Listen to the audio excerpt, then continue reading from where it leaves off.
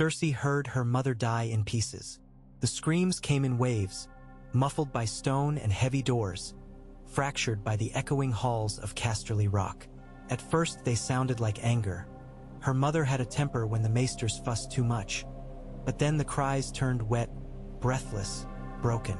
Servants hurried past her with basins and steaming cloths, their eyes fixed straight ahead as if a 12-year-old girl in a gold-trimmed gown were invisible. She had been ordered to her bed hours ago. She had not gone. Instead, she sat on the cold floor outside her mother's chamber, knees drawn up beneath her, bare toes numbed by the chill that seeped from the rock. The candles along the corridor had burned low, wax puddled at their bases like melted bones. Another scream suddenly cut short. Silence for a moment, a silence that felt like a held breath.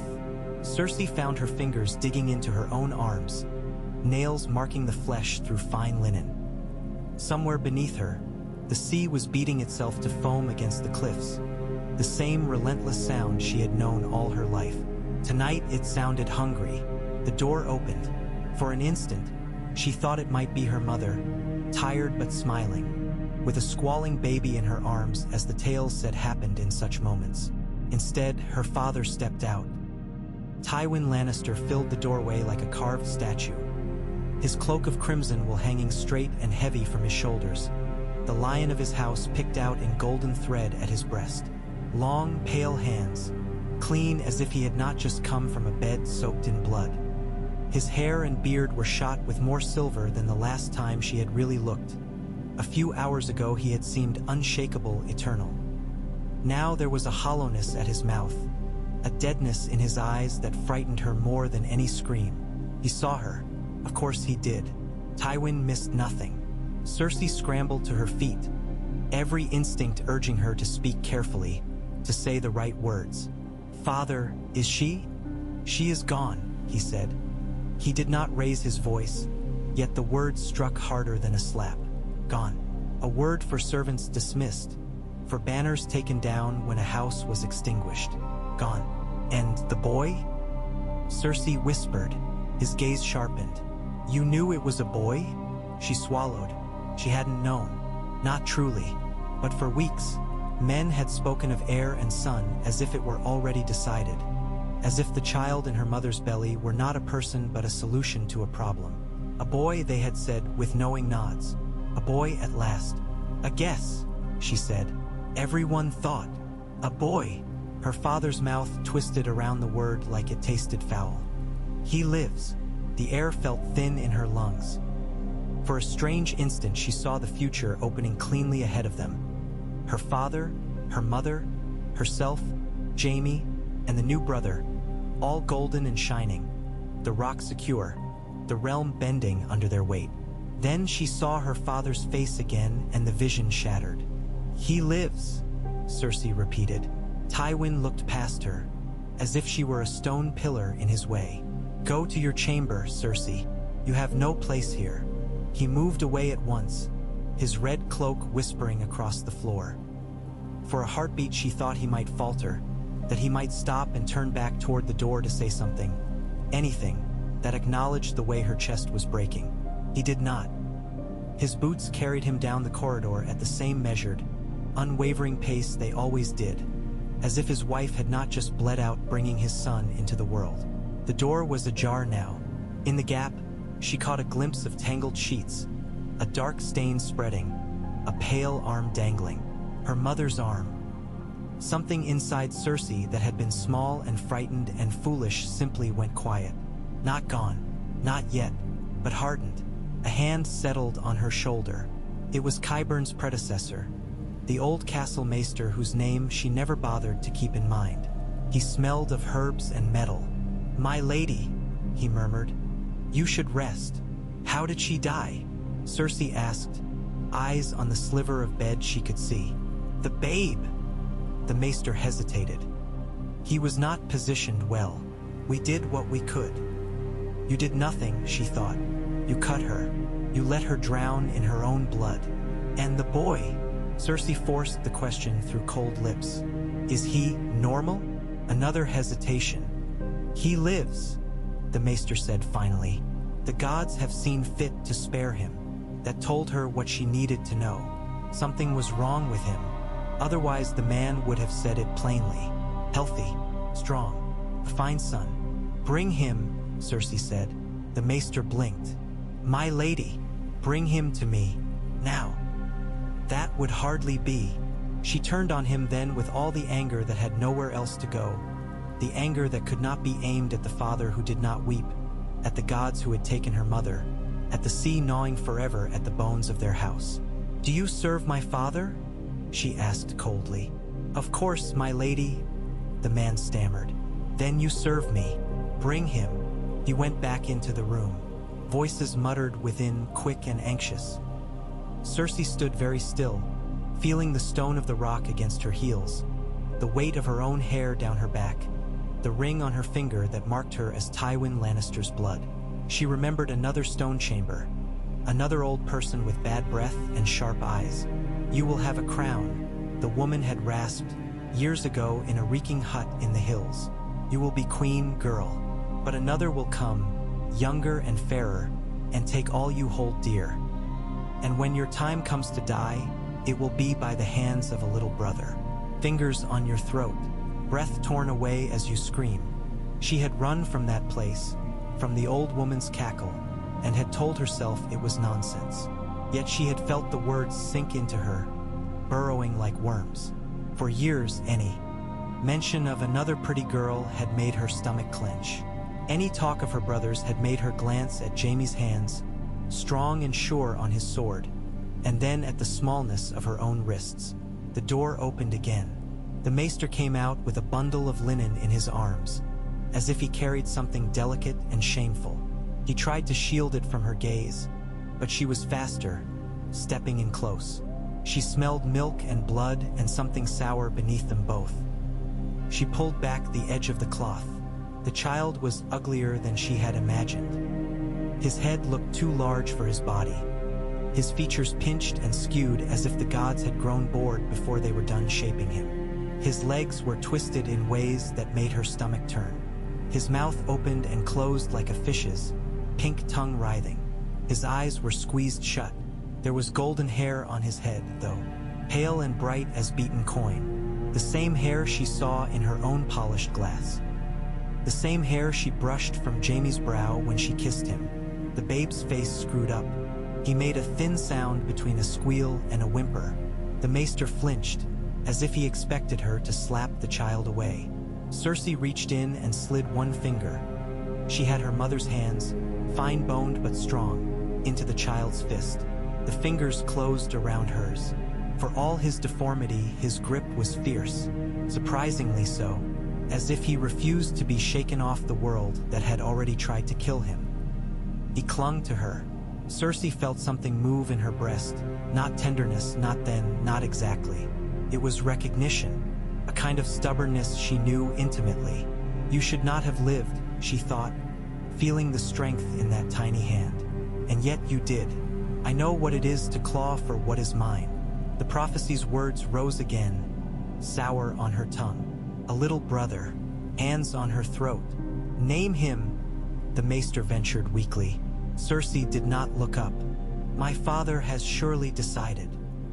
Yes, my lady, but Tyrion, Cersei murmured, the name sliding into her mind with unsettling ease. It sounded like a weapon, like a promise. He will be Tyrion, the maester swallowed. That is fitting. Tyrion, her brother, born in blood, motherless, cursed by gossip before he drew breath. Her father would despise him. The court would snigger behind their hands. Banners in other halls would mock House Lannister for producing such a creature. He was the child the Rock did not want, which made him hers. Cersei lifted her gaze at last, meeting the maester's anxious eyes. He is a Lannister of Casterly Rock, she said clearly. You will see to it he is fed, kept warm, tended properly. If he dies for want of care, I will know where to look. The man went pale under his beard. Yes, my lady, and he will not hear the word monster from anyone in this castle, Cersei added softly. Ever. She withdrew her finger from Tyrion's grasp.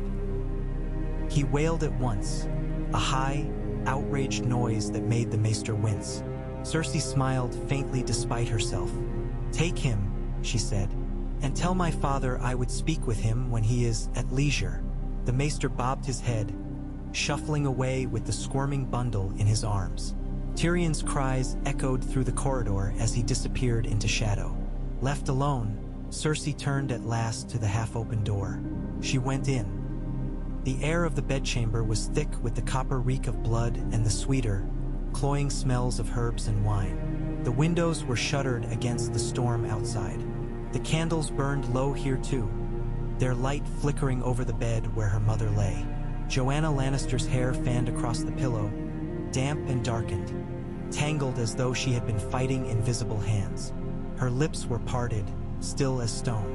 Her eyes were closed. Someone had at least done that much. Cersei stood very still. She wanted to throw herself on the bed and shake her mother back to life, to scream, to sob, to ask why she had left them. But something colder than grief had already taken root, fed by the prophecy's whispers, by the sight of her father's unbroken stride, by the knowledge that the world would go on, moving around this absence as if it were a stone in a stream. Slowly, Cersei walked to the bedside. She reached out and took her mother's hand. It was cooling already.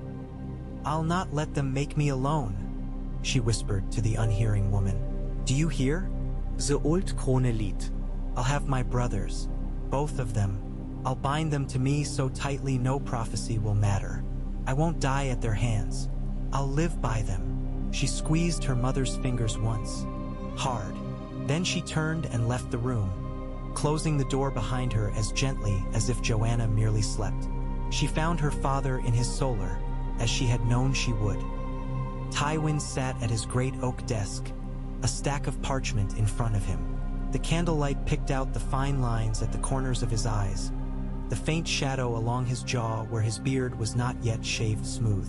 A goblet of wine stood untouched by his hand. He was writing. Cersei stopped in the doorway. Fury flared in her throat like bile. Her mother's body was not yet cold, and he was already scratching away at ledgers and letters. "Father," she said. "Come in," he replied without looking up. His quill moved a few more strokes. Only when he had finished the line did he sand it, blow gently, and set the quill aside. He lifted his gaze. If there was grief there, it was caged, strangled behind discipline. "Sit," he said. She refused.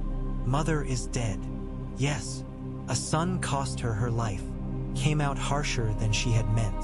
"A son," he agreed, his voice as flat as the tabletop between them. "You meant this to be your heir." Part of her wanted to hurt him, if he wanted this child so much that he'd risk Joanna's life, if he had then thought for a moment about the danger, then he should suffer for what he'd chosen. Tywin's mouth thinned.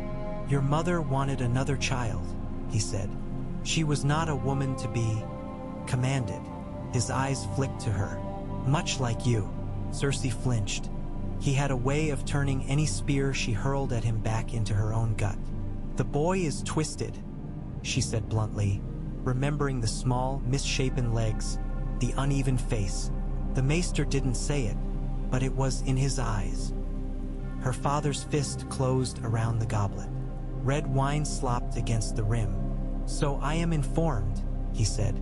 "You hate him," Cersei pressed. His nostrils flared. "I hate that your mother died screaming," he said quietly.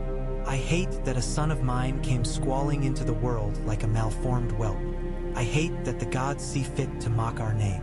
The words were savage, but his tone never rose. That was the strangest part.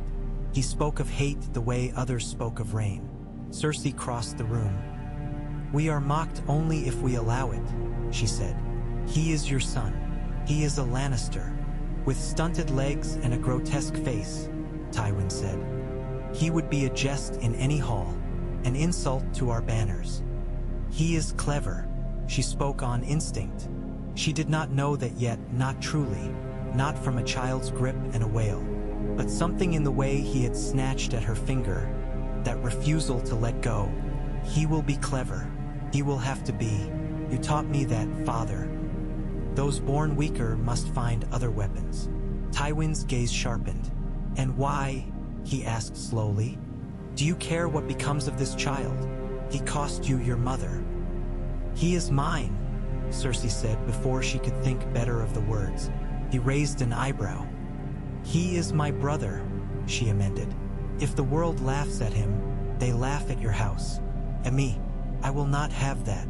Tywin studied her a long moment. She held his gaze, refusing to look away. You will leave for the capital in time, he said finally. When I have arranged the match I intend for you, your husband, your children, your position, those will be what matter, not some deformed babe in a cradle. I will still be your daughter, Cersei answered.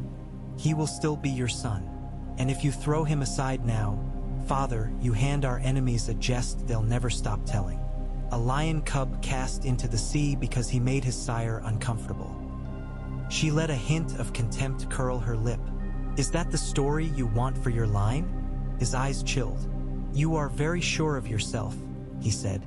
I am sure of what Lannisters cannot afford, Cersei replied. Silence stretched between them. Tywin's fingers slowly loosened from the goblet. He leaned back in his chair, regarding her as if she were a problem freshly presented.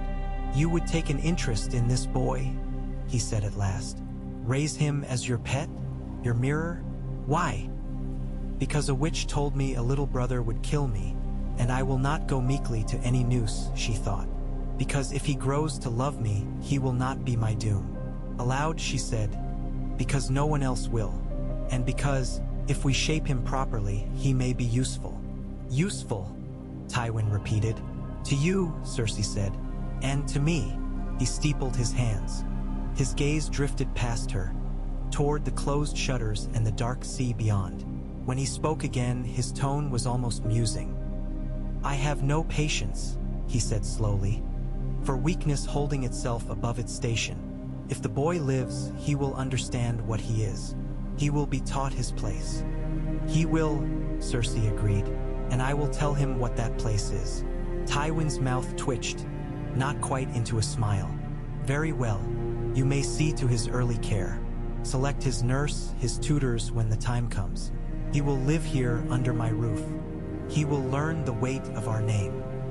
Cersei let out a breath she had not realized she was keeping. Thank you, Father. Do not thank me. His gaze hardened again. Prove yourself right. Make something of him if you can. It would be efficient, at least, if the cost of your mother's life were not entirely waste.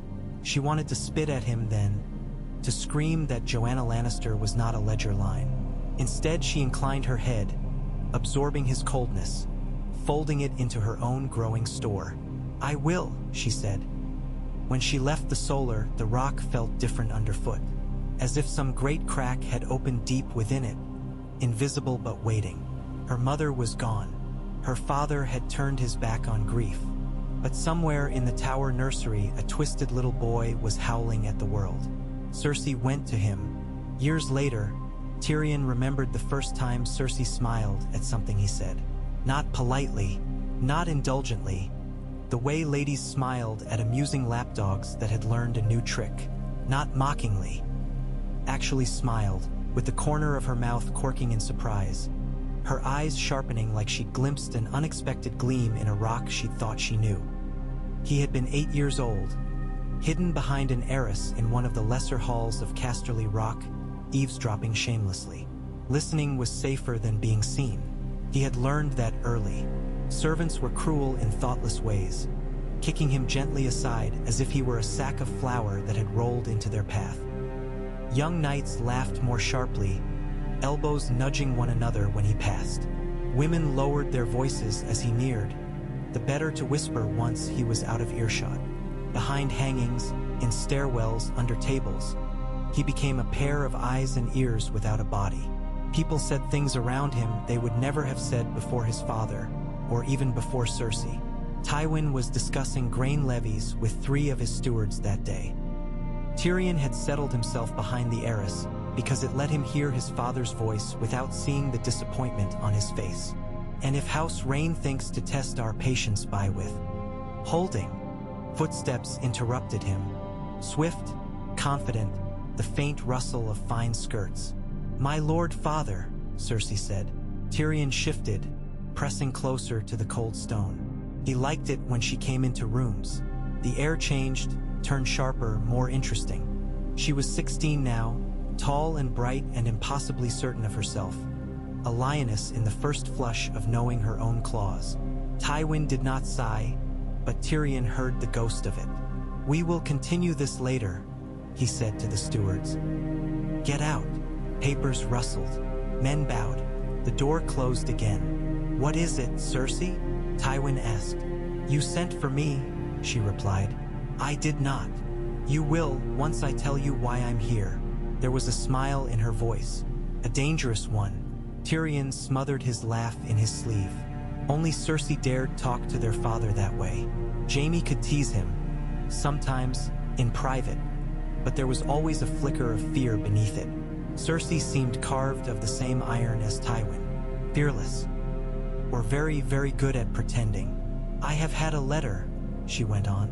"From King's Landing." Tywin's chair creaked. "From whom?" "From Lord Stephen Baratheon," she said lightly. "He writes to my mother, not knowing she's dead. It seems he has a son 2 years older than I am." "Robert Baratheon," Tywin repeated. There was a weight to the name. "The Storm Lord grows bold if he thinks his bastion worth my daughter." "Oh, he does not think that yet," Cersei said. "But the hand of the king thinks perhaps he might. Lord Tywin Lannister's daughter wed to the Lord of Storm's End? That would make for a tight little circle around the Iron Throne. Would it not?" "You have been listening at doors again," Tywin said, not quite disapproving. He did it too pointedly when he meant to chide, Tyrion thought. "I have ears," Cersei replied, "and friends among Lord Stephen's household ladies." The smile in her voice sharpened. "And if the King's Hand and the Storm Lord are planning matches for their children, we should plan first." Tywin was quiet for a long moment. "Come here," he said at last. Tyrion could picture it. Cersei gliding forward, all sunlight and green silk, the lion's head at her breast catching the candlelight. "You wish to be queen of the 7 kingdoms," Tywin said. Not a question. "Yes," she answered simply. Tyrion hugged his knees. "Queen." He had heard her say it before, in the nursery when she thought no one listened, in the Godswood when she thought the trees would not tattle. "I am meant for more than this rock, Tyrion," she had told him once. "I am meant to sit where Aegon sat, with the realm bowing before me." "Why?" Tywin demanded. Tyrion could not see her face, but he knew it, the slight lift of the chin. "Because I was born to it," she said. "Because who else should? Because no one understands power as we do. Because you cut mother open for a boy who can barely walk," Tyrion thought. "Because you owe me this. And you think a Baratheon will be molded to your hand?" Tywin continued. "The Storm Lords are proud, thick-headed. They breed warriors, not courtiers." "All the better," Cersei said. "Let him ride and hunt and drink. I will rule." Tyrion bit the inside of his cheek to keep from chuckling aloud. He had met a Baratheon once, a younger cousin who had come west to foster. The boy had spent more time wrestling with dogs than reading. Cersei would eat such a man alive and pick her teeth with his antlers. "Robert Baratheon fights well," Tywin said thoughtfully.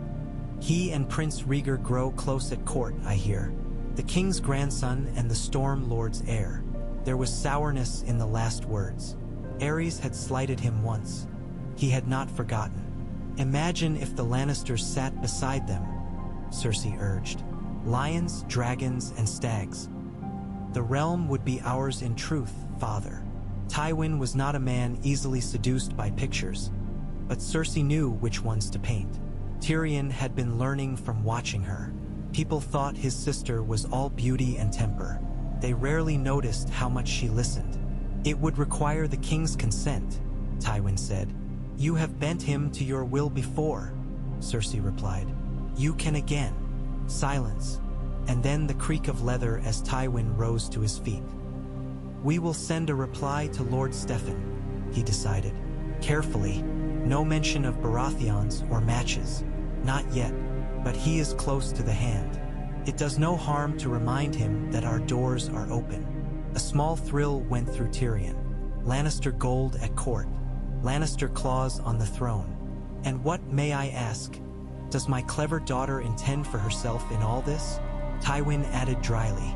To sit at court, smile and so? Cersei laughed.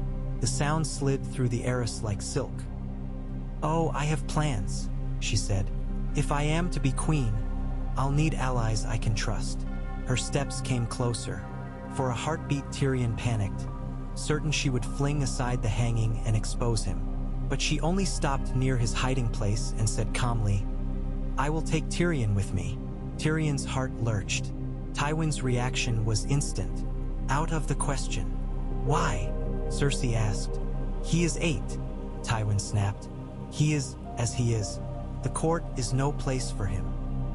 The court is precisely the place for him, Cersei said. No one pays heed to such as he. They will speak freely before him. They will underestimate him. He will learn more in a week there than he would in a year here. Tyrion's pulse pounded in his ears. She wanted him. She had said we when she spoke of the throne. He is not a toy for your amusement, Tywin said. No, Cersei agreed. He is a blade for our hand. You taught me not to waste tools, father. He is useful. Useful. Again that word. Tyrion was not sure whether to be pleased or insulted. My daughter, Tywin said slowly. You would tie yourself to this brother of yours? You have Jaime. I have Jaime, Cersei said at once, warmth softening her tone. And I will have Tyrion too. We are Lannisters. Who else should I trust?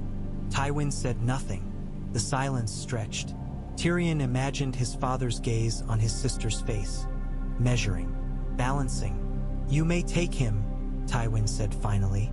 Tyrion bit his sleeve to keep from shouting.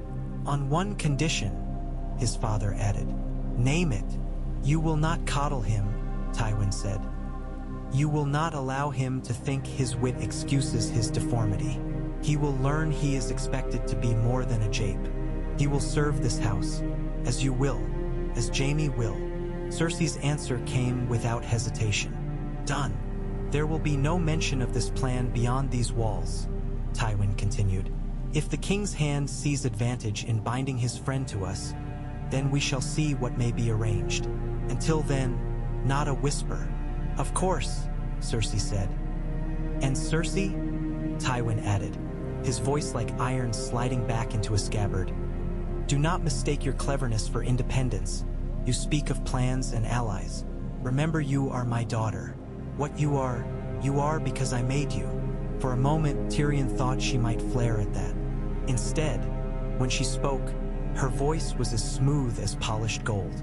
I remember who made me, she said, and I intend to make the world remember you. He could almost hear his father's approval, quiet and pleased. The door opened. Cersei swept out. Tyrion shrank back, but she did not so much as glance at the heiress. Only when the door closed did she say, very softly, You can breathe now. Tyrion froze. You were holding your breath, she added. I could hear it. He pushed the hanging aside a little. Her back was to him, but her head was turned, just enough that he could see the curve of her cheek, the glint in her eye. How did you know I was here? Tyrion demanded, stepping out with what dignity his crooked legs allowed. I always know where you skulk, she said. There was fondness in the word that no one else would have heard.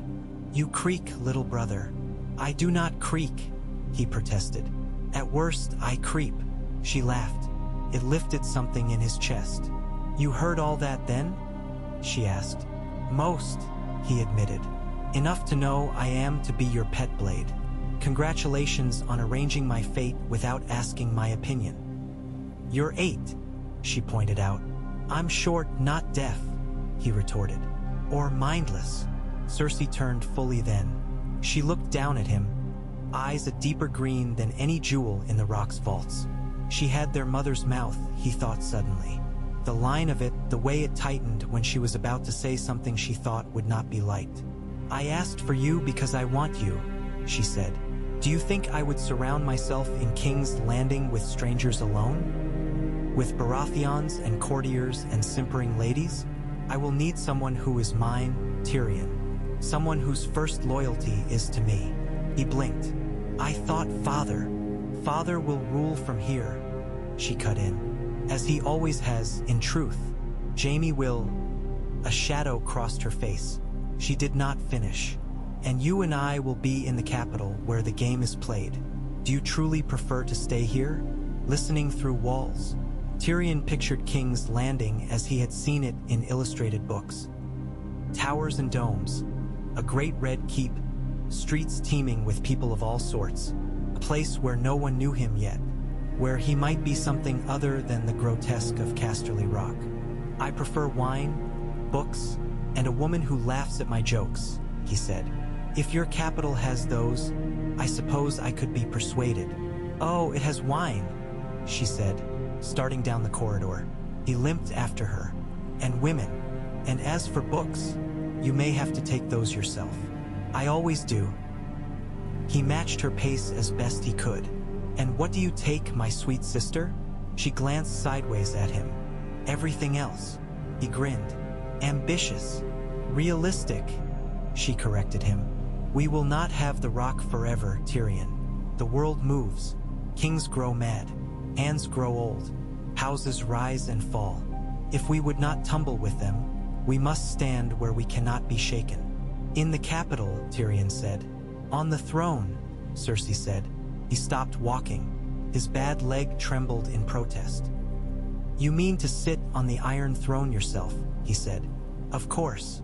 She looked back at him as if he had asked whether she planned to breathe. Why else would I bother with the rest of it? Tyrion had never seen the throne, only read of it. A monstrosity of twisted swords, forged in dragonfire, sharp enough to cut unwary kings. It's an ugly chair, he pointed out. That is what makes it perfect, Cersei said. No one dozes on a thing that can cut him to ribbons. And you trust me, Tyrion said slowly, to sit beside you, to be your hand, perhaps, to hold all your secrets when you are most vulnerable. If the prophecy was right, he would be her death. The thought came unbidden, some remnant of overheard whispers in the corridors when they thought he slept.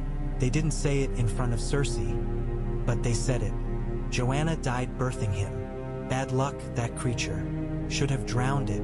Cersei stepped back to him. She reached out and put her hand on his head, fingers threading briefly through his pale hair, as if he were still the baby who had clutched her finger. You are my brother, she said quietly. You understand what it is to be laughed at. We will never laugh at each other, you and I. We will laugh together, and we will make the rest of them choke on it. There was an edge in her voice that made his skin prickle. She bent and kissed his brow. We are lions, she murmured. Do you know what that means? He swallowed. That we eat a great deal? She snorted. That we do not share the world we take. Come along, little brother. There is much to plan. He went with her. Years later, when the Raven came bearing news of Robert Baratheon's victory at the Trident and of Rhaegar Targaryen's body lying crushed and bloodied in the river, Tyrion was in the library of Casterly Rock, half drunk and halfway through a history of the Age of Heroes. By then, the world had burned and shifted more than once. There had been years at court where Cersei walked the halls of the Red Keep with all the grace of a queen without the title, smoothing the way for Tywin's return as Hand. There had been whispers and counter-whispers, kings growing more erratic, princes taking liberties with maidens that made fathers furious and hands look away. There had been, finally, fire. The Raven's message was short, written in a hand Tyrion recognized as one of their lesser bannerman stewards. Rhaegar dead. The usurper triumphant. The royal house scattered. The capital in chaos. The stag had broken the dragon. Tyrion stared at the words until they blurred. Cersei had once dreamed of wedding Rhaegar. Tywin had dangled the possibility before her like a ribbon before a cat. Then the Mad King had spat on the match and taken Jaime away instead, shackling him to white vows and making him a sword to stand between king and danger. Now the prince she had wanted was dead on a riverbed. and the man she was promised instead was marching on the city. "You were right," Tyrion told the empty library. His voice echoed faintly among the shelves. "You always are, damn you." Father would bend the knee, of course. Tywin would let others do the bleeding, wait until the dragons were weak and the stag grew tired, then ride in with banners flying and coffers open, offering order and gold. A new king would need both. Cersei would have her crown after all. He found her that evening in one of the rock's high galleries, watching the sea. The wind tugged at her hair, whipping it about her face. She had grown harder in the years since she had first gone to court and come back disillusioned. Lines had begun to mark her brow. Her beauty had sharpened, like a blade honed too often. She heard him limping up behind her and did not turn. "Tell me," she said. "Rhaegar is dead," Tyrion replied. He saw her shoulders stiffen. "How?" she asked. "Robert Baratheon's warhammer and the trident's current," he said. "They say the prince's armor shone like rubies before the river carried him away. It is a very pretty image, if you forget the broken bones inside." She was silent for a long time. The sea boomed against the cliffs. "So it is Robert, then," she said at last. "It was always going to be Robert." "He will need a queen," Tyrion observed. She said softly. "He will." He moved to stand beside her. The wind bit through his cloak. His nose had gone numb. Cersei's cheeks were flushed, her eyes bright. She did not look mournful.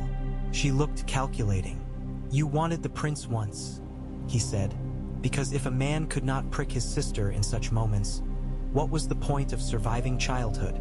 "I wanted the crown on his head," she corrected him, "and the power in his hands. He is dead. The crown remains. The power will go to whoever is quickest." "And loving," Tyrion said wryly. "Do not forget loving." Cersei's lip curled. "Robert will love whoever pours his wine full and leaves him to his whores. I can manage that." "You may have competition there," Tyrion said. "Crown or no crown. The kingdom teems with girls who would wear it." She shot him a sharp look. "Not if father moves quickly." "Oh, he will," Tyrion agreed. "He's probably composing his gracious offer even now." The Lord of Casterly Rock extends his hand to the new king. He mimed a deep bow, nearly overbalancing as his bad leg wobbled. And if that hand happens to hold his daughter at the end of it, well, who could object? A hint of tension eased from her jaw. "You mock." "I live," he replied. "It's a related skill." He sobered, studying her profile. "You know what you are walking into, Cersei?" Her eyes narrowed. "Speak plainly." "Robert is a hammer, not a whetstone," Tyrion said. "He wins battles.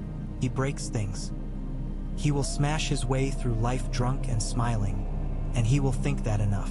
The court will be full of men like him, men drunk on victory and blood. The small folk will cheer him now. But a king who drinks more than he governs will run through his coin as quickly as he runs through his whores." "You think I have not thought of that?" she asked. "You think I do not know what sort of man he is? I have men at court who write to me, letters you have read." "I know you know," Tyrion said. "I also know what he will think you're for. He will see a womb with golden hair, a reward he has earned. And he will not like it when he realizes his pretty prize comes with a mind that does not stop, and a family that expects more than to warm his bed." Her chin lifted. "Let him dislike it," she said. "He can thump his chest and roar all he likes. I will smile and nod, and while he sleeps off his cups, I will rule his kingdom." The wind gusted, whipping her hair into his face. It smelled of salt and the faintest trace of the orange flowers she favored when she could get them from ships out of the south. "You will not go alone," Tyrion said quietly. Cersei turned to him. Something softened briefly in her eyes. "No," she agreed. "I will not." A memory flashed between them. A girl outside a bloody bedchamber, a howling infant in her arms. A promise made over their mother's cooling hand. "You are certain?" he asked. "The capital is not kind." "Nor am I," she said. "Besides, we decided long ago. Where I go, you go. You will be my shadow, my whisperer, my check against our father when I cannot risk defying him openly." Tyrion smiled, crookedly. "Ah yes, I had forgotten that part. You do love to set me impossible tasks. They're the only kind worth asking," she said. She reached out and straightened his collar, a small, oddly intimate gesture. "Listen to me, Tyrion." He listened. "All my life," Cersei said, "men have told me what I cannot be: a son, an heir, a knight, a king. They would have me accept that the only way I may touch power is if a man hands it to me with a smile. The witch in the woods told me I would have a crown. I will, but I will not let that be all she decides." Her fingers tightened briefly on his collar. "She also told me I would be brought low by another queen and killed by a little brother. I will not let that happen. Do you understand?" He swallowed. "I understand you don't intend to die. Ever," she agreed. A hint of humor touched her mouth. "There and gone. I trust you. I need you. I chose you long before anyone else did. Remember that when the time comes."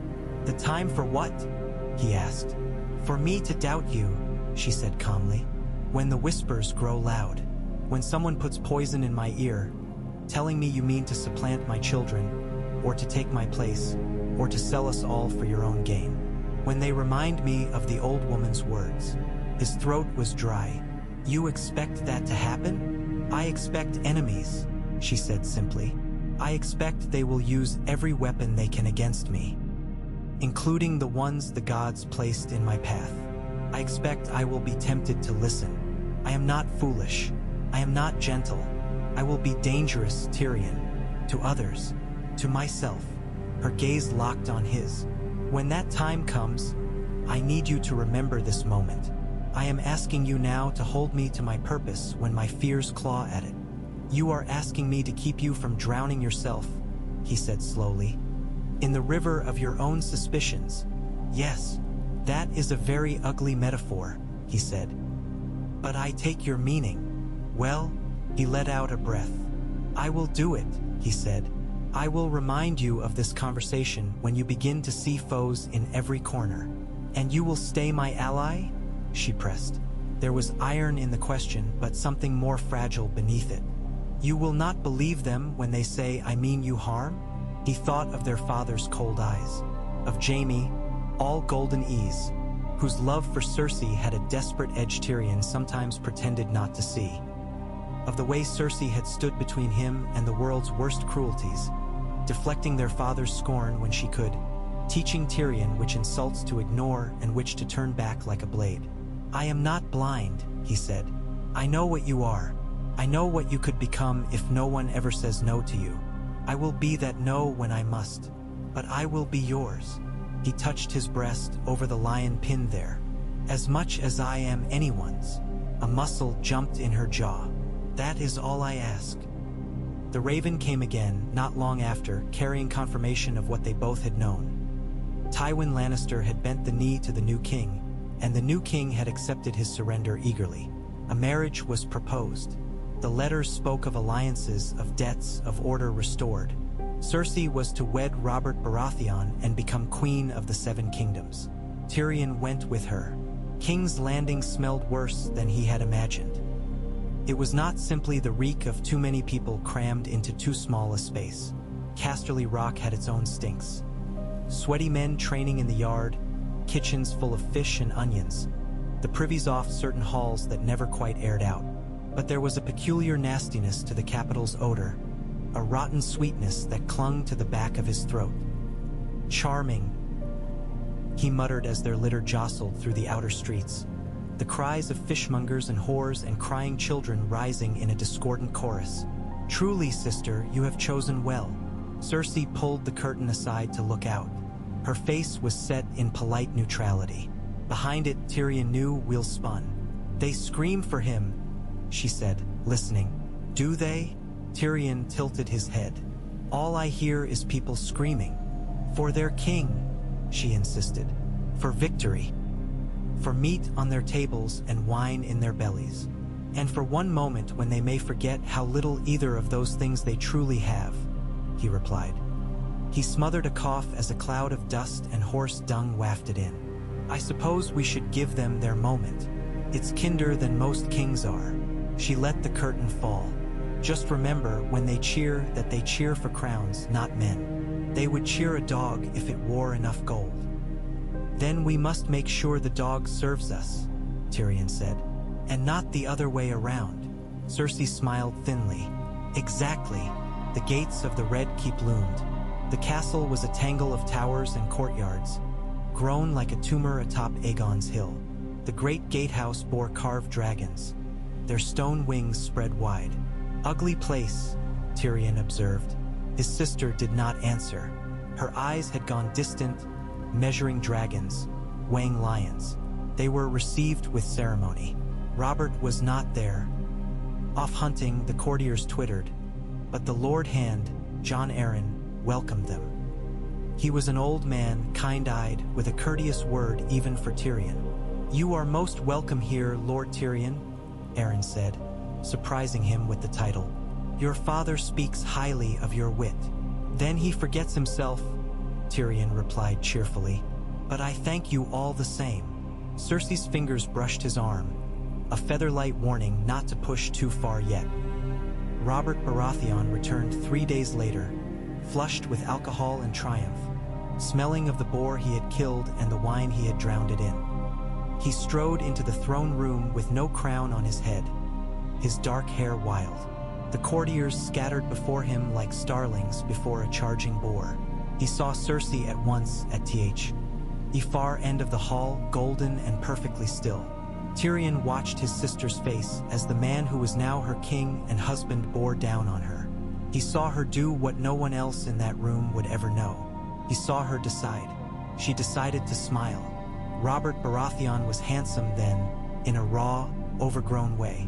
Broad shoulders, thick arms corded with muscle, a grin that filled his bearded face. His eyes burned blue, bright with life, with hunger for all things. He took Cersei's hand in his enormous paw and lifted her as if she were made of paper.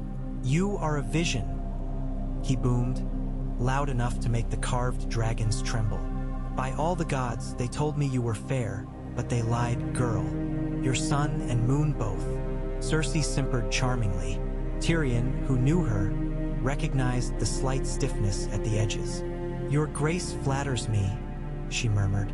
I do everything loudly, Robert declared.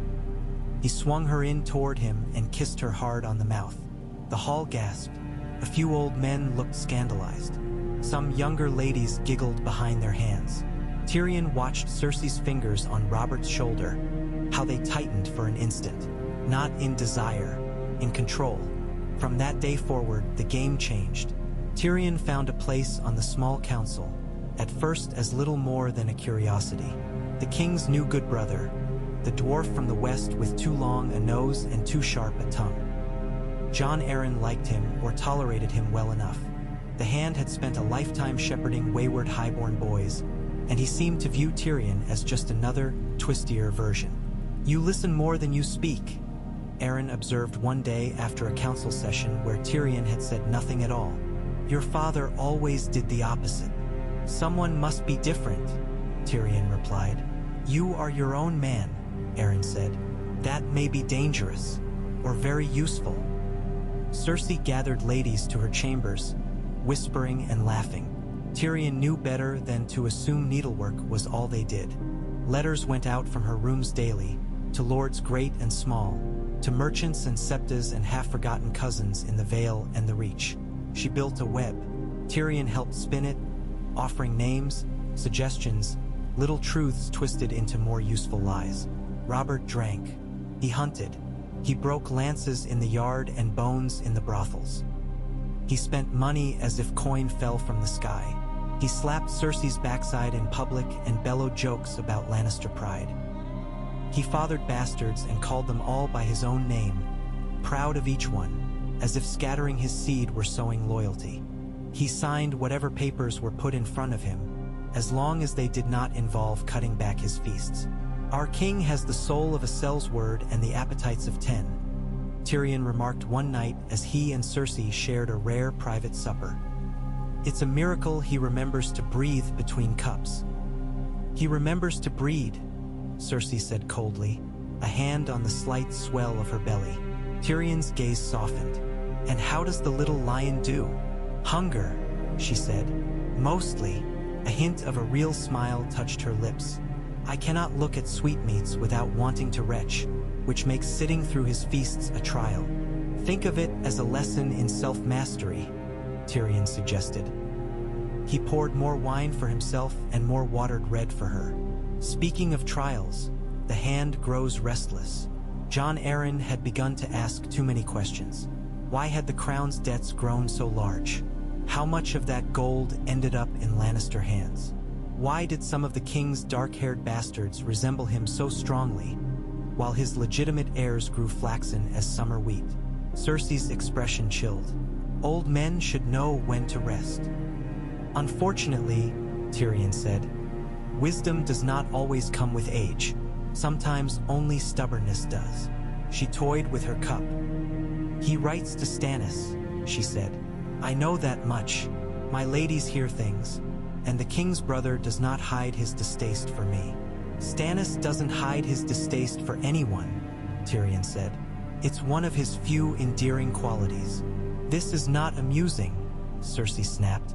It rarely is, he agreed. But you married into a nest of vipers. Did you expect otherwise? I expected my husband to protect his queen, she said. He would, if he noticed the danger, Tyrion replied. But you're not a cask of wine or a tournament. You're complicated. Her nostrils flared. You would like that I remind him of your complexity.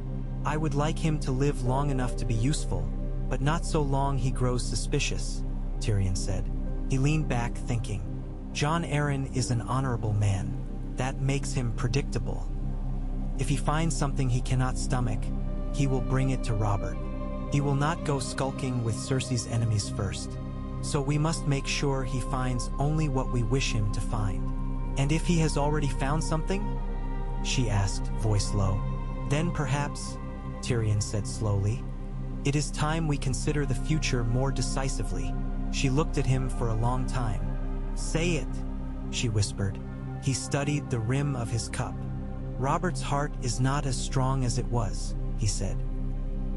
He eats like a bear preparing for winter and drinks more than any man I've seen who still stands. He rides hard after boars, with little care for what branches are in the way. All of this is known. All of this will be known even more when the songs about his death are written. Her breath hitched. You would have me a widow. I would have you a queen, Tyrion said. In truth, not simply in title. As long as you are Robert's pretty Lannister, you have power only by his whim. As regent for his heir, your position is clearer. And if the boy is old enough to remember you, to love you, to trust you, he shrugged. Well, kings have been steered by less. Cersei's hand went reflexively to her belly agi. A son, she murmured. It must be a son. Fate owes you one, Tyrion said. She shot him a look. I'm joking, he added quickly. Mostly, boy or girl, child is leverage. Though as a playwright of power, the realm does prefer boys in the starring roles. If it is a girl, we will make her a boy in their eyes, Cersei said. We will dress her will in armor, give her a sword of law, sharpen her smile. They will call her queen, and they will not notice that she rules as a king. Tyrion smiled. I would pay a good deal to see that. You may not have to, Cersei said, if the gods are as perverse as they have been so far. She sipped from her cup, more for form than thirst. There is another matter, she said calmly, as if they had not just discussed regicide. The witch, her words. The old crone in the hills? Tyrion waved a hand. Her teeth were falling out. I doubt her prophecies were much sounder. She was right about my crown, Cersei said. She may be right about the rest. Tyrion met her gaze. Another queen, he said, younger and fairer, to take all you hold dear. Yes, and a little brother, he added softly. To kill you. Her eyes did not flinch. Can you swear it will not be you? She asked. He hesitated, not because he doubted himself, but because he knew she wanted honesty. They had built everything between them on that brutal foundation. "I cannot swear what the future will twist into," he said at last. "I can swear I do not want you dead. I can swear that if someone puts a knife in my hand and your throat in front of me, I will cut my own fingers off before I use it. I can swear that if it comes to you or the world, I will choose you and trust we can seize another world afterward." Her breath shuddered. She looked away briefly, mastering herself. "Good," she said. "That is enough. For now." He watched her. "And the other queen?" Her lips thinned. "We will see her when she comes," she said. "And we will break her." Years later, when the wheel of the realm turned again and Starks rode south and ravens carried words like ice and fire and dragon across the sky, Tyrion would remember that conversation and wonder when exactly they had chosen their course, whether they had ever had any choice at all. When Robert finally died on a boar hunt in the Kingswood, his chest torn, his belly ripped, his blood stinking of wine more than death, the court wept and gossiped and speculated about curses. Tyrion, standing at Cersei's side as she played the grieving widow to perfection, knew better. He knew about the wine cask that had gone to the royal pavilion the night before, a cask stronger than usual, with a sweetness to mask the bite. He knew about the hunters who had been encouraged to bring the king the largest, angriest boar they could find. He knew about the grooms told to check the king's saddle straps twice and then quietly told to leave off the third check. None of these things killed Robert by themselves. They simply nudged.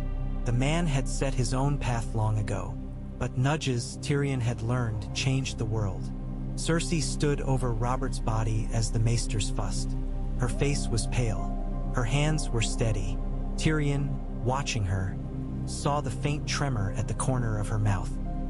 "You could still save her if you hurry?" Some whispering coward in his soul breathed, using an old, dead woman's voice. "Call it off. Confess. Throw yourself on the mercy of honor." He looked at the wounds in Robert's chest, at the dark swelling of flesh, at the bottle of milk of the poppy the maester had used to dull the king's agony. It was too late. The boar, the drink, the wounds, they had all conspired. Robert's heart had been a failing engine long before tonight. Tyrion stepped to Cersei's side and took her hand. She did not look at him, but her fingers closed around his, briefly, with surprising strength. "In the morning," she murmured, so low only he could hear, "we begin." Joffrey Baratheon Lannister by blood took the Iron Throne with a sneer on his handsome young face. He was 12, with his mother's coloring and a sharper, crueler version of her smile. Cersei moved the pieces with ruthless efficiency. The will Robert had signed under Jon Arryn's advice, naming Eddard Stark regent, was quietly removed from public view. A newer decree, signed in Robert's shaky hand, guidance supplied, named the Queen as regent for their dear son. Stark honor bristled. Ned Stark discovered truths he had not been meant to see. The color of Joffrey's hair, the shape of his jaw, the inconvenient absence of black Baratheon features in any of the Queen's children. In another life, in another world, perhaps things would have gone as the songs now half-remembered. A lord hand arrested, a public accusal, a child king's tantrum ending in heads on spikes and war across the realm. In this life, Tyrion Lannister had been raised to watch for such cracks. He went to Eddard Stark in the quiet of a dim chamber, without Cersei, without guards, bearing only a bottle of northern wine and a truth. "My Lord Stark," Tyrion said, bowing as low as his twisted spine allowed. "You know something that will get you killed." Eddard's hair had gone more gray since coming south. He looked tired and angry and determined, like every honorable man Tyrion had ever seen trying to carry a burden too heavy for one pair of shoulders. "I know a lie when I see one," Ned growled, "and I know a man's children when I look upon them." "Yes," Tyrion said, "and that knowledge is a sword. One you have been sharpening in your mind, turning over where best to strike with it." Stark's eyes narrowed. "If you're here to threaten me, if I were here to threaten you, Lord Stark, you would know it," Tyrion said. I am here to suggest that swords swung in the wrong direction cut the man, wielding them as easily as the man they strike. He set the bottle down on the table and poured for both of them. Stark did not take his cup. Of course he didn't. You love your children, Tyrion said. I love my sister's children. Your truth threatens them. My truth threatens you. We are, at present, at an impasse, unless we find a path where fewer children die screaming. A path that leaves you holding the throne you stole, Ned said. The throne was never yours, Tyrion replied. Nor mine, nor Cersei's. It belongs to kings and those who take the trouble to sit on it. We can argue about the justness of wars fought 15 years ago another time. Right now, my lord, you have a choice. You can tell Robert's brothers, Stannis and Renly, what you know. They will raise banners. The realm will split. Or you can bring your information to the Queen quietly, and we can find a way for you to keep your head and your daughters their futures. And what of the boy? Ned demanded. Your sister's son. Your nephew. A child made of lies. Joffrey exists, Tyrion said. So do Tommen and Myrcella. They breathe. They will not vanish because you disapprove of their birth. Stannis' claims will not make them unborn. Robert is dead, and no matter how pure a right you place on that throne, there will always be another man with another claim and a sword to back it. My sister will kill to protect her children. I suspect you might too. Ned flinched. So we live in a world where lions guard their cubs and wolves guard theirs, Tyrion said. What we may decide, perhaps, is whether they must tear each other apart to do so. You would have me stay silent, Ned said slowly. Swallow the truth. Serve as hand to a boy born of incest. I would have you take the black, Tyrion said. Quietly, go to your wall and brood over snow and honor. Leave your daughters here, where they may wed as befits their station. We will see to it that your wife and sons govern the north with as much independence as they please, provided they do not take up spears against us. You, in turn, will not shout treason in the streets and doom us all to war. Ned stared at him. You expect me to abandon my post? I expect you to know when a battle cannot be won without burning the world, Tyrion said. I expect you to value your people over your pride. I expect you to understand that if Joffrey's bastardy becomes public, my sister will not gently hand her children to the executioner. She will burn this city to the ground before she lets that happen. Are you prepared to kill your own daughters to stop her? Ned's jaw clenched. Color rose in his cheeks. You speak as if I am the one swinging the headsman's sword, he rasped. Everyone who sets something in motion bears some of its weight, Tyrion said quietly. You are an honorable man. I am not. Let me do dishonorable things so you do not have to. He slid a parchment across the table. This is a royal warrant, he said, naming you Warden of the North in absentia, allowed to retain your lands and titles for your children, should you choose to take the black. All it needs is a signature, mine as member of the council, the Queen's, the young king's mark. And if I refuse? Ned asked. Then, Tyrion said, you will try to put Stannis on the throne, and my father will march, and your son will march, and we will see whose dead they sing of in 20 years. Do you think the others beyond your wall will care who sat on the Iron Throne when their dead men walk south? It was a wild card to play. He had only stories of the cold things beyond the wall, told half-mockingly at Casterly Rock. But he had learned that men like Ned Stark heard such tales differently.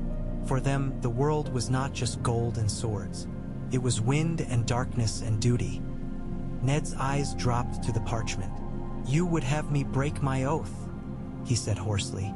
You would be taking another, Tyrion said. The wall always needs men who remember what honor is. Silence stretched. Tyrion could almost hear the man's thoughts grinding. At last, slowly, Ned Stark reached for the quill.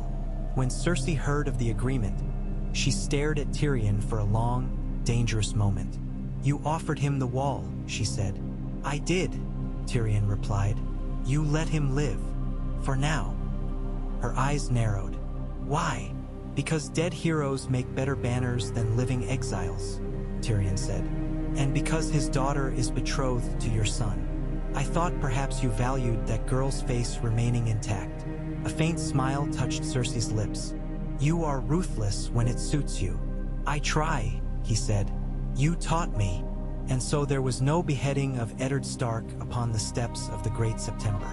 There was no wild mob braying for northern blood. There was no young wolf raising an army in the Riverlands because his father's head looked best on a spike. Ned Stark went north in black, his jaw set, his eyes promising never to forget. Sansa remained in King's Landing, a hostage wrapped in courtesy. Arya slipped through the city's cracks before anyone could use her for leverage. Bran lay broken in Winterfell from his fall, but lived. The Stark family was wounded, scattered, but not at war. The realm sighed and shifted. There were mutters. There was grumbling, but no banners rose in open revolt. Not yet.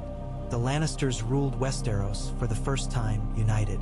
Cersei as regent, Joffrey as king, Tywin as the power in the west sending gold and grain, Jaime in white, restless and beautiful, Tyrion as hand in all but name, whispering advice, stamping debt papers, arranging marriages, soothing tempers with a word or a threat, whichever the day required. They crushed Stannis Baratheon on the Blackwater when he came, as he was bound to, waving his grim certainty like a flag. Tyrion spent sleepless weeks beforehand in the rookery and the cellars, coaxing pyromancers and shipwrights, turning wildfire and chains and the river's current into weapons. Cersei poured honeyed words into Tyrell ears, binding their roses to her lions. When the green fires bloomed on the water and Stannis' fleet shattered, when Tywin rode in with fresh troops and the city survived, the people screamed out their gratitude. Not for the king, for the lions who had saved them. The victory had its cost. Half Tyrion's face was a map of scars after a falling stone nearly took his life in the chaos of the battle. Joffrey laughed when he saw the bandages. Cersei slapped him, quietly when no one watched. You did well, she told Tyrion that night, in his chamber that smelled of smoke and healing herbs. She stood close enough that he saw the tiny lines at the corners of her eyes, the shadows that no paint could hide. You saved us. We saved us, he corrected. You brought the Tyrells. Father brought the army. I brought the toys. It was a family effort. I should have been born a man, she muttered. I would have led them myself. Be grateful you weren't, he said. Men die like flies in such madness. This way, you keep your head while they lose theirs. She huffed a laugh. And you? You almost lost yours. I still might, he said. There are those who would find the sight pleasing. Not while I live, she said. He studied her. Hold to that, he said softly. When the voices start. What voices? She asked warily. The ones whispering that I grew too popular with the small folk after today, he said. That the people cheered my name in the streets. That I might fancy myself the better king. That I might be tempted to betray you, to steal power, to supplant your son, to strangle you in your sleep. Her face shuddered. Who says such things? Everyone, he said. Soon enough. You know our court. She looked away. Her throat worked. I remember, he went on gently, a gallery above the western sea, a girl with wind in her hair asking her little brother to remind her, one day, that she chose him. Not the old crone's words. Him. Silence. Cersei closed her eyes briefly. I hate her, she whispered. That hag. I hate that she lives in my head. I hate that when Marjorie Tyrell smiles at my son, I see the younger queen she warned of. I hate that when you stand in the throne room and the people shout your name, I see fingers at my throat. Whose fingers? Tyrion asked. She opened her eyes. They gleamed in the candlelight. Yours, she admitted. The word barely made it past her lips. He nodded slowly. Thank you, he said. For what? She demanded. For saying it aloud, he replied. Shadows grow worst in silence. Now, at least, I know which ghost I'll be arguing with. She stared at him, then gave a shaky laugh. You argue with ghosts often? Constantly, he said. They're terribly unreasonable, always insisting on what was instead of what could be. He reached for her hand. After a moment's hesitation, she let him take it. "I will never be your Valonqar," he said, using the ugly Valyrian word she had muttered only once, years ago in a half-drunk confession. "If the gods want you dead, they'll have to be more imaginative." "You cannot promise that," she said. "You cannot know." "I know this," he cut in. "When the day comes that someone presents you with a tale that makes me your enemy, remember this room. Remember my face, broken and dripping on your pillows, and remember that I chose this for us.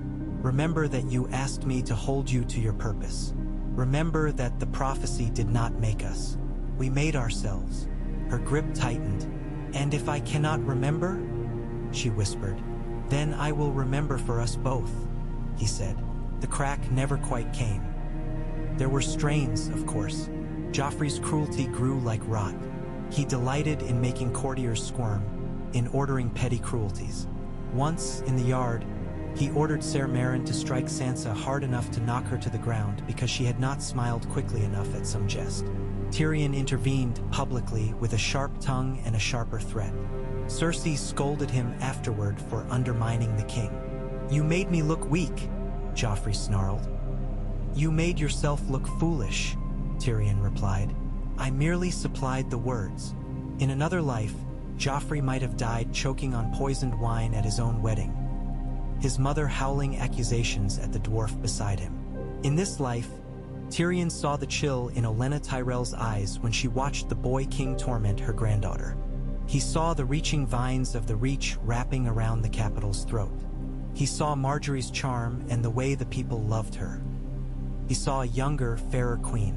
He went to Cersei. "She will protect him," Cersei said flatly when he laid out his concerns. "The girl wants to be queen. She does not get that without a king." "Not this king," Tyrion said. "Not for long. She will decide Tommen is easier, sweeter, more pliable. Her roses seek the sun. They will find it where the least shadow falls." Cersei's jaw clenched. "So we cut the weed." He shook his head. "You cannot kill Marjorie. Not without turning the realm against you. She has wrapped herself in piety and generosity. She visits the sept, feeds the poor, smiles at every bastard child in Flea Bottom. Kill her and you become the wicked queen in all their tales." "I would rather be wicked than dead," Cersei hissed. "You would be both," Tyrion said. "No. If a king must die, it will not be by their hand alone." She stared at him. "What are you saying?" He chose his words carefully. "If Joffrey dies after years of cruel rule and open contempt from half the realm," he said, "the Tyrells can ease his passing and claim they did the world a favor. They will put it in the songs. As a kindness. If Joffrey dies when we decide on our terms with our narrative wrapped around it, then we hold the pen." "You would kill my son," she whispered. He swallowed. "I would save your line," he said. "And your neck." She slapped him. The blow stung more for its rarity. For a heartbeat, anger flared in him. He tasted blood. Then he saw the horror on her face, at what he had suggested, at what she now had to consider. He put a hand to his cheek and bowed his head. "I'm sorry," he said. "That was too much." "It was not enough," she said hoarsely. "Say it all. Do not pretend to spare me the details." He looked up. "If Joffrey continues," he said slowly, "he will make enemies we cannot count. He will torture and maim and kill for sport. And one day someone will succeed. Perhaps it will be the Tyrells. Perhaps the Martells. Perhaps some nameless baker in Flea Bottom whose son lost a hand at the king's whim. When that happens, you will not control how he goes, or who is blamed, or how the world remembers him." She pressed her hands to her temples. "If we choose another heir," Tyrion continued, "if Tommen ascends young but trained, with you as regent and the Tyrell girl as his queen, we can reshape the story. We can say Joffrey fell sick, or died valiantly in some skirmish we arrange, giving him at least a shred of nobility in death he never found in life. You weep, the realm mourns. Tommen becomes the softer, gentler king. Marjorie gets her crown. We keep our power. You live. And how, Cersei asked, does Joffrey die? In this neat little plan of yours. Tyrion's throat felt very tight. Quietly, he said, without pain, without fear. You speak of poison. I speak of mercy, he said. She made a sound that was not quite a sob.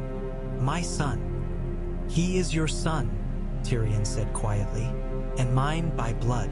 That is why we must decide, or others will decide instead. She stared at him a long, long time. Valonqar, she whispered at last, little brother, you bring my child's death to my door, and you expect me to thank you for it. He flinched. Cersei, get out, she said. He went. Days passed. Tyrion did not sleep. He went through his duties numb, his jokes brittle and forced. Every time he saw Joffrey strutting through the yard, every time he heard the boy laugh at some cruelty, he felt ill. He was signing documents in his solar when Cersei came to him. She closed the door behind her. She held a small vial in her hand. I spoke to Qyburn, she said. Tyrion's mouth went dry. Ah! He promises it will be swift, she said. A fever in the night. A heart that simply stops. No agony. No blood. He stared at the vial. You're sure? He said. It was a stupid question. Her laugh was dry. Sure? No. But I have thought of every other path and seen them all end with my children's heads on spikes or the city in ash. I will not let the realm tear us apart because we could not bear to sacrifice one rotten limb. She set the vial down on the desk. Do it, she said. He looked up sharply. Me? You proposed it, she said. You want it done cleanly. You do it. And then, when the voices whisper that you are my doom, you can tell them they are late to the execution. He stared at her. If this is to be anyone's burden, it will be ours, she said. Both. You mix it in his wine. I stand at his bedside when he goes. We will not send others to the dark places we choose. We go ourselves. His hand shook as he reached for the vial. It was stoppered with wax. The liquid inside was clear and unremarkable. Death rarely marked itself. I loved him once, she whispered. I know, he said. He was sweet as a baby, she said. He clung to me. He used to fall asleep in my arms and cry if anyone else held him. Before, her mouth twisted, before he became what he is. We made him what he is, Tyrion said. Us, this court, our father, the crown. We gave him everything and nothing. We taught him the world existed for his pleasure. He learned the lesson too well. She closed her eyes. If there is a hell, we go there together, little brother. He pressed the vial to his forehead briefly, as if it were some kind of sacrament. Then at least, he said, we will not be alone. Joffrey died at 17, after a long hunt that ended in a boar's tusk to his side and a fever that took him before dawn. At least that was what the city believed. Tommen ascended the throne, soft-faced and wide-eyed, with Marjorie Tyrell at his side. The people wept for their dead king, sang for the new one, and marveled at the mercy with which the Lannisters endured such tragedy. Cersei wept in truth. Tyrion held her afterward, in a room that smelled of ashes and wine. You will hate me for this one day, she said into his shoulder. I already do, he said hoarsely. But I hate myself more. They did not speak of it again. Not directly. Sometimes, when Tommen laughed or Marjorie smiled or the city slept, Cersei would look at Tyrion and he would see a shadow flicker across her face. A memory of a boy with their mother's eyes and their father's temper, lying cold on white sheets. The years turned. Daenerys Targaryen crossed the narrow sea at last, with dragons at her back. News came in bits and pieces at first. A city fallen in the east, slaves freed. Another, taken not by siege towers but by whispers, gates opened from within. 3 dragons, growing, their shadows lengthening over the Dothraki Sea. Another queen, Cersei said when the first true report reached them. Younger, fairer, with fire at her command. Blonde, Tyrion noted. Like us. Perhaps the gods have a limited palate. This is no jest, she snapped. I know, he said. I also know we have faced ambitious women with better hair than sense before. We will. I'll manage this one. She has dragons, Cersei hissed. And we have the realm, he said. The ships, the gold, the grain, the North's loyalty, tenuous as it is, the veil, the reach. He hesitated. We have each other, she exhaled shakily. For how long? For as long as we choose, he said. They chose. They strengthened the city's walls. They increased patrols along the coasts. They made certain the lords who grumbled the loudest found their cups laced with lassitude rather than treason. When Daenerys finally sailed into Blackwater Bay, her ships cresting the waves like teeth, dragons wheeling overhead, the city trembled. Tyrion stood on the walls beside Cersei and Tommen, watching the sky burn. She will not simply burn us, Tyrion said. She wants to rule, not sit on a throne of ash alone. And if she does? Cersei muttered. Then she is no queen, he said. Only another mad Targaryen playing with fire, in which case we let the rest of the realm see it and turn against her. He sent ravens. He sent envoys. He sent a message under a flag of truce. Daenerys met them outside the city's walls, atop a hill where the wind tugged at her pale hair. She was younger than Cersei by nearly 20 years, with a face that might have been innocent were it not for the lines of determination etched at its edges. Her dragons lounged behind her, vast and restless, their eyes the color of molten gold. Tyrion bowed as low as his spine allowed. Queen Daenerys, he said. Lord Tyrion, she replied. Her accent still held a trace of distant cities. I have heard of you. Oh, I suspect you have heard all manner of things, he said. Some even true. Her mouth twitched. You are here to offer surrender? I am here to offer something rarer, he said. A future where fewer people burn. Her eyes flicked to the city behind him. They bend the knee to a false line, she said. Usurpers and their bastards. The throne is mine by blood and by right. Blood is a story we tell ourselves to justify taking what we want, Tyrion said. Right is what the survivors write afterward. At present, Queen Cersei sits in the Red Keep. The Tyrells and Martells and half a dozen others have thrown their lots in with her. The North tolerates her. The Riverlands are quiet. You may change that if you choose. You may burn and break, as your forefathers did. Or you may be more clever. She studied him. What do you propose? A marriage, he said. Between you and Tommen Baratheon. Cersei made a strangled sound behind him. He did not look back. Daenerys tilted her head. You would wed me to a boy. Kings have been wed younger, he said. He is gentle. He listens. He loves his people in his way. He is no Robert. I'm not certain that reassures me, she said dryly. It should, Tyrion said. It means he is not so sure of himself he will try to wrestle dragons. You want the throne. We hold it. You want to break the wheel, you say? Marry into it. Bring your dragons under its spokes. Rule together. With Cersei Lannister as my good mother, Daenerys said, tasting the words like poison.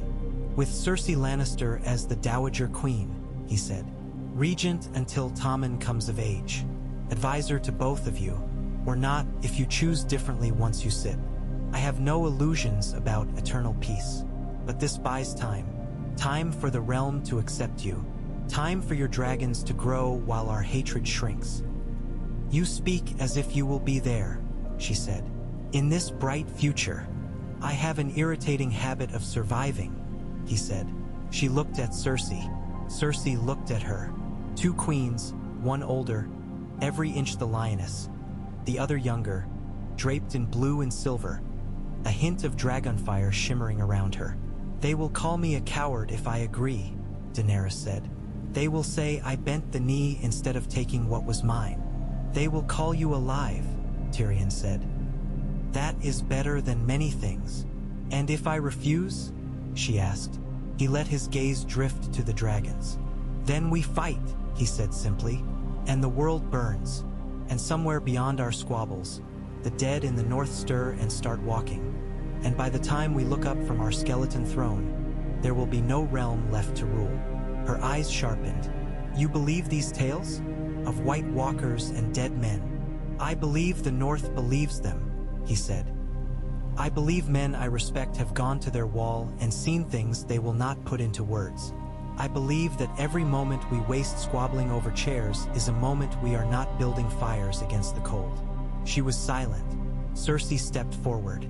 You want to change the world, she said to Daenerys. So do I. We have both been told since birth what we are allowed, who we may love, what power we may hold. Men have tried to wed us to their convenience and scrabble for whatever falls from our tables. I will not bow to you. I will not see my line erased, but I will not see the city burn either. Take Tommen's hand. Take the crown with him. I will teach you what I know. You will teach my son how not to be his father. Together, perhaps, we will have a realm left when the snows melt. You trust her? Daenerys asked Tyrion. No, Cersei said before he could speak. She should not. I am not trustworthy. I do what is necessary. I lie, I cheat, I kill when I must. So do I, Daenerys said softly. Good, Cersei replied. Then we will understand each other. Tyrion looked from one to the other and thought of an old prophecy, spoken in a reeking hut by a woman with sour breath, a younger, fairer queen. The witch said you would take everything from me, Cersei said, almost conversationally. The witch, Daenerys repeated. A story for another time, Tyrion said quickly. Cersei ignored him. She said you would cast me down, strip me of all I ld dear. And yet you stand, Daenerys said. For now, Cersei said. I would very much like to prove her wrong. They made the bargain. Tommen and Daenerys stood before the High Septon in the Great September of Baelor. The city watched. The dragons wheeled above, spirals of shadow and flame. Tyrell roses lined the aisles. Martell's suns gleamed in the galleries. Northern men in gray and white attended, grim and suspicious but present. The vows were spoken. A kiss sealed them. The realm shifted, ever so slightly, from one axis to another. In the years that followed, there were arguments. There were betrayals, small and large. There were fires in the north that could not be quenched with words alone. There were battles on frozen fields where Stark men stood shoulder to shoulder with Lannister spearmen and unsullied phalanxes, holding back things that did not bleed. Cersei and Daenerys clashed, hissed, circled each other like wary cats. Tommen grew into a king, his gentleness tempered by hard teachers. Tyrion rode back and forth between camps, putting out fires with words when he could and lighting others when he must. He never choked his sister. There were days gods knew when he wanted to, when her stubbornness nearly undid everything, when her pride nearly turned dragons against them, when old fears reared up and she tried to push him aside. But each time, one of them recalled that gallery above the Western Sea. The smell of salt and orange flowers, the feel of a tiny hand gripping a finger like a lifeline. They argued, they shouted. Once, she threw a goblet at his head with enough force to crack the stone behind him. But they did not break. In the end, when the snows melted and the dead stayed down and the realm limped toward something like peace, there was a day when a dwarf and a queen stood on the balcony of the Red Keep, looking out over a city that had not burned. Cersei's hair was threaded with gray now. The lines on her face were carved deep. She wore no crown. She had given it up when Tommen and Daenerys' first child was born, stepping back with as much grace as she could muster, becoming something odd in Westeros. A woman who had held power and set it down voluntarily. You did it, Tyrion said. We did it, she corrected. He raised his cup. To broken prophecies, he said. She snorted. To stubborn siblings, she said, who refused to do as they're told. Even by fate, their cups clinked. Below them, the city roared with the noise of life. Hammers on anvils, children shouting, merchants arguing over prices. On the distant horizon, snow still capped the far northern hills. Somewhere beyond, broken walls at the end of the world slowly healed. "Do you ever think of her?" Cersei asked softly. "The old hag?" Tyrion asked. "Only when I'm bored." "Mother," she said. He was silent a moment. "Sometimes," he admitted, "when you shout at me like father and then smile at me like her." Cersei laughed quietly. "I think of her when I look at you," she said. "When I see what you became, what we made of you, of us." He blinked. "You say that as if it turned out well. Better than it might have," she said. "The day you were born, Father looked at you and saw a curse. I looked at you and decided you would be my weapon. Perhaps I was wrong." "About which?" he asked. "Perhaps," she said slowly, "you were my shield instead." He looked out over the city. Dragons circled far off, small as swallows at this distance. On the streets below, boys with wooden swords played at being Kingsguard, at being unsullied, at being queens on dragons' backs. "I'll drink to that," he said. He drained his cup. "There will be others after us," Cersei said. "Other queens, other little brothers, other prophecies. They'll make their choices." "They will," Tyrion said. "Perhaps they will learn from ours, or perhaps they'll make the same mistakes in more creative ways." She smiled faintly. "Ever the optimist, ever the drunk," he corrected. He set the cup aside. "Come, sister. It's late. You should rest." "I will," she said. "Soon." He hesitated, then stepped closer and, for the first time in years, pressed a kiss to her brow, just as she had once bent to kiss his when he was small and the world larger than his legs could carry him. "You chose me," he said quietly. "Remember." She closed her eyes. "I remember. And I chose you," he went on, "again and again, even when it would have been easier not to." "I know," she whispered. He turned to go. "Valonqar," she said behind him. He stopped. "I used to hear that word and feel fingers at my throat," she said. "Now, when I hear it, I think little brother and feel this." She touched her own collarbone lightly, as if remembering a child's grip. He swallowed hard. "Good," he said. Then the old crone failed. "We failed her," Cersei said. "May all witches be so disappointed." They laughed. The lions ruled Westeros, not without blood, not without cruelty, not without mistake. But they ruled it together long enough for the wheel to crack and begin, slowly, painfully, to turn into something else. And somewhere, in a forgotten hut in the hills, the bones of a dead woman who had once spoken of crowns and deaths lay still in the dirt, unloved and unremembered. Fate, it seemed, could be argued with after all.